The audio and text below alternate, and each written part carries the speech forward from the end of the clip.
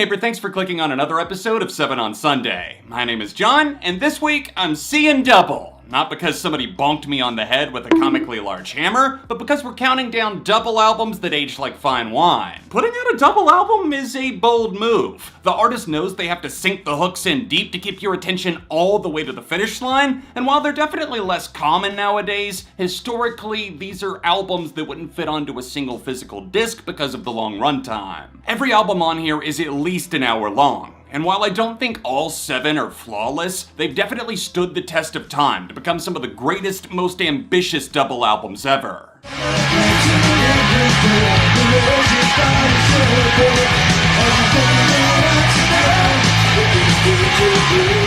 Husker remain a vital part of rock and roll history, with their 1984 double LP concept album Zen Arcade essentially jump-starting the entire alternative rock movement. Zipping bass lines greet a wall of scuzzy rock frustration like a friendly face at a crowd of strangers. The tight but furious playing style drifts away from their hardcore punk roots and a stronger showing of band chemistry, right down to the way these tracks blast off like a rocket. As a concept record, I love how Zen Arcade clearly set the bar for future punk bands like Green Day to step out of pocket with rock operas of their own. The ball was in their court and they didn't disappoint with their story of a young person who runs away from his abusive home, enlists in the military, gets tangled up in a toxic relationship, only to lose this partner to a drug overdose as described on the album's climax, Pink Turns to Blue. Zen Arcade has the kind of music that makes you re-examine your world in the middle of all the headbanging. And the songs themselves strike with a tight-lipped, succinct force, with runtimes for the songs rarely hitting much over 2 minutes, save for the 14-minute monster of a swan song, Reoccurring Dreams. Rough around the edges spunk bleeds from high-octane rippers like Indecision Time and Masochism World, displaying their blossoming alt-rock undertones without sacrificing the intense delivery that makes Husker Du jump off the stage. Real talk, just take the plunge and let Husker Du's Zen Arcade speak for itself in just how ahead of the curve it was, and in some ways still is. Why don't presidents fight the war?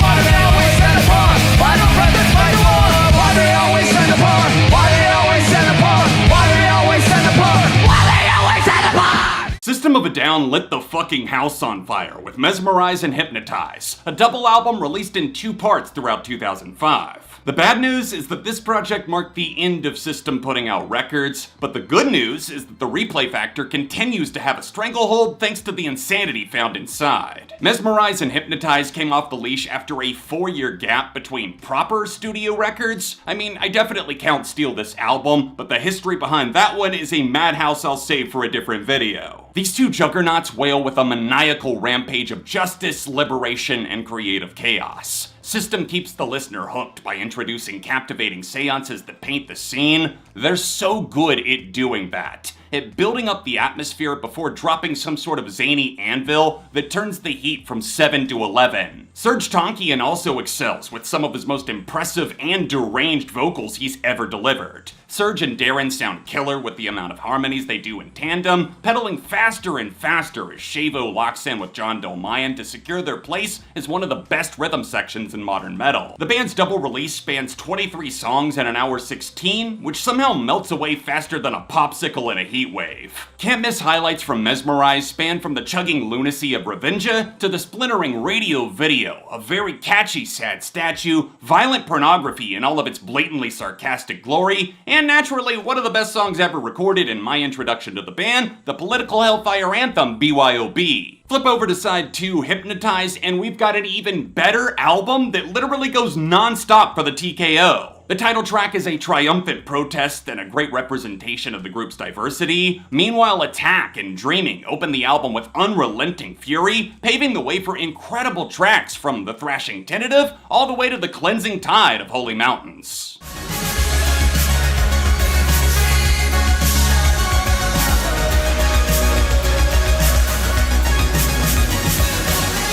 There's very few albums that I'd instantly describe as pure, but Hurry Up We're Dreaming by the French electronic project M83 is purity in a bottle. Okay, I said electronic, but that doesn't even come close to describing the overall scope. This is a seamlessly woven story, full of vivid imagery you can feel, serotonin-covered keys, and blissful, larger-than-life recollections of childhood memories, as recreated by band leader Anthony Gonzalez. The vocal production leans heavy into nostalgia, featuring angelic choirs one moment, and a beaming rush of reverb-heavy vocals the next, all scored to the sound of joyous synthesizers wrapping their notes around your ears as your mind floats into the comfort of a warm sunspot. It's also surprising how rich the instrumentation gets for what's technically a synthpop record. And when I call this album huge, I need you to understand the wave from Interstellar ain't got shit on the massive sounds of Year One, New Map, or Steve McQueen. Much of the runtime breezes by on passing touches of calming ambience. Even if it's just rapid-fire instrumental interludes, the careful attention to detail always feels spot on. Like they're setting the dominoes in motion as massive musical crescendos roar and crash into the next track beautifully. Albums that show you a different side of themselves each time you listen are so special. You've got Claudia Lewis practically exploding with happiness as the groovy bass line eases the soul, to the dramatic second half opener, My Tears Are Becoming a Sea. There really are just too many full throttle bangers for me to sit here and list, but you know I can't not mention Midnight City. Midnight City is one of the greatest songs to ever exist on this spinning rock, and I'll be damned if I ever take it out of my rotation. No matter how many times you hear those warping synths, nostalgic vocals, or that so good it doesn't feel real saxophone solo, you want more. It's like you're a kid again, begging your parents to let you do one last ride before you leave the park. Hurry Up We're Dreaming is the newest album on the list, but don't take that as a reason to say that M83 don't deserve the kudos. They do. Anthony Gonzalez does, and so does their producer, Justin Mildell Johnson. The LP still sounds every bit as transcendent, starry-eyed, and euphoric as ever, and I know for an opinionated fact that those synth tones are all-time greats. Something man ain't happy truly till it truly down.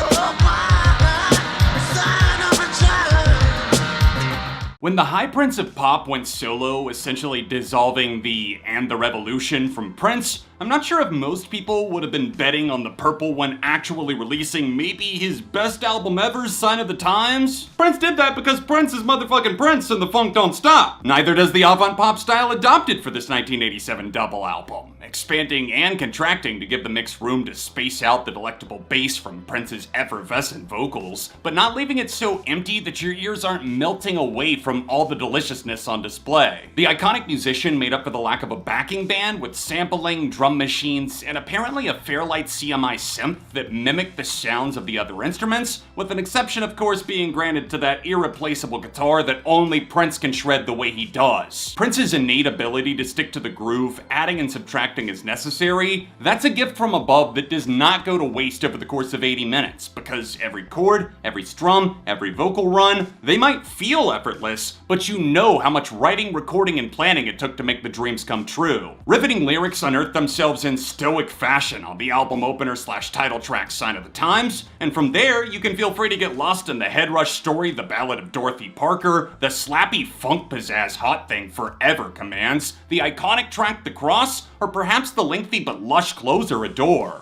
The influence both this specific record and Prince as an artist have had on multiple generations and multiple genres is borderline incomprehensible. Listen to the lavish bass, the sexy restraint of the electric guitar, the way the drum machines sync up to the mix perfectly. Prince may have dropped the revolution as a band, but Sign of the Times is revolutionary in and of itself. Your heart, I'm coming home.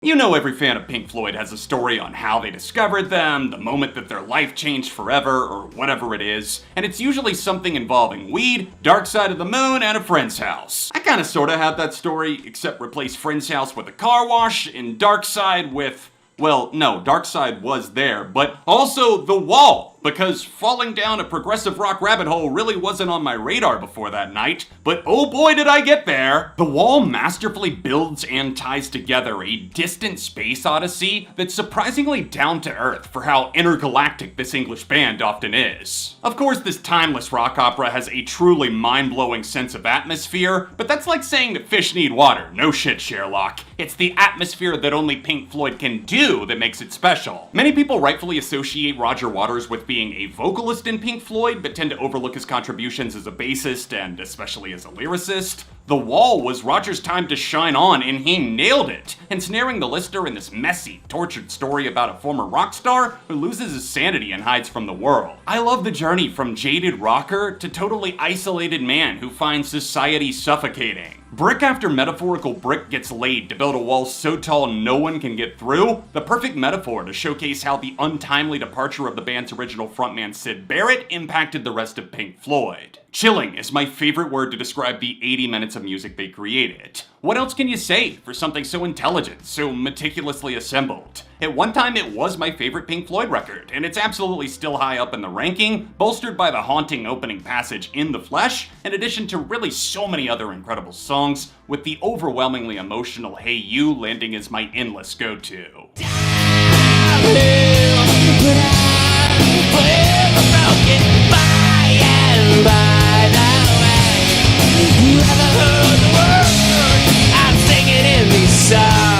Billy Corgan doesn't understand the words condense the track list, for better or worse, but today we're going to a place where the grass is always greener, a place where time heals all, and or reopens all the memories in the marvelous factory of mysticism known as melancholy and the infinite sadness. Following the dynamite success of Siamese Dream, the only way Corgan could see the Pumpkins going forward was through a deeply complicated web of reflection, which is exactly what Album 3 became, a complicated unraveling of character that spans over 2 hours long. The Smashing Pumpkins outgrew the limitations of mainstream-ready rock that permeated 90s music, as they showcased their willingness to get on the same page as the other bandmates by building a hefty slew of songs, of which some were definitely single-worthy. Tonight Tonight, 1979, Bullet with Butterfly Wings, with the unique presentation in those 3 tracks alone proving just how wide of a net they cast. James Iha riffs with a tremendous amount of passion, whether it's a more abrasive nature a la An Ode to No One, or just the signature distortion the Pumpkins know and wear neatly, with tracks like Through the Eyes of Ruby, Jelly Belly, and the pensive acoustic jam In the Arms of Sleep anchoring the album. Some of the most touching moments of surrealism appear where you would least expect them. For example, XYU is arguably the heaviest song on either disc, but it's followed immediately after by the psychedelic, borderline Baroque tune We Only Come Out at Night. I'm not complaining, I genuinely think that's one of the most underrated songs on Melancholy, possibly in their entire discography. The backing vocals are great, and the simplicity feels very appropriate despite the somewhat jarring shift in genre. The sprawling ambition might feel like overkill to some, and I know it won't be for everyone, but speaking as somebody with ADHD, don't look at the 2-hour runtime and have a nervous meltdown, just see it as an opportunity to get to know the double album slowly over time.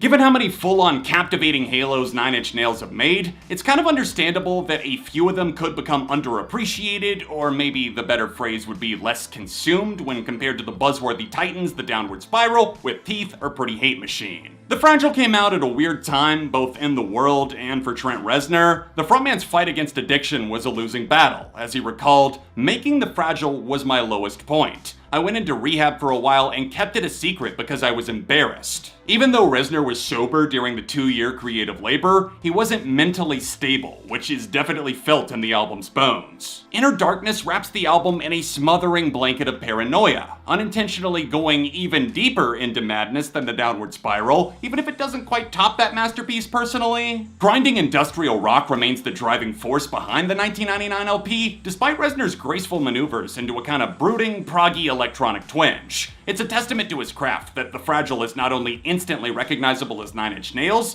it also runs on a full tank of creative juice for an hour and 45 minutes without ever losing focus. There's a truckload of material, and I know that some people don't like the out-of-place pop-leaning songs like Starfuckers Incorporated, but I honestly dig those too. The nasty compositions fueled by anger are balanced out with brief flashes of deluded hope, twisting the knife in as they overtake any traces of light at the end of the tunnel by the end of the record. Tantalizing synths come center stage immediately on the thrilling opener Somewhat Damaged, and it doesn't slow down from there. I mean, tempo-wise, it does, but essentially, despite a few minor speed bumps and annoyances, this is another magnum opus from a band that definitely has more than one of those. These ceremonious instrumental passages practically beg for you to follow them down the hallway to hell. You feel yourself sinking into the insane asylum, but for once, it's not a place to necessarily avoid. It's almost like Reznor staring down his own demons while we observe from the outside, which gets us close enough to the danger that we can see the warning signs without drowning in the same ritualistic addiction that Reznor fell into. Hey, you made it all the way to the end, good for you. Reward yourself by hitting the like button, sharing out the video, and by subscribing so you get notified when I post future episodes of SOS. Be sure to take to the comments with your favorite double albums, there's obviously plenty I didn't cover, and also check out some recent episodes of 7 on Sunday on screen now.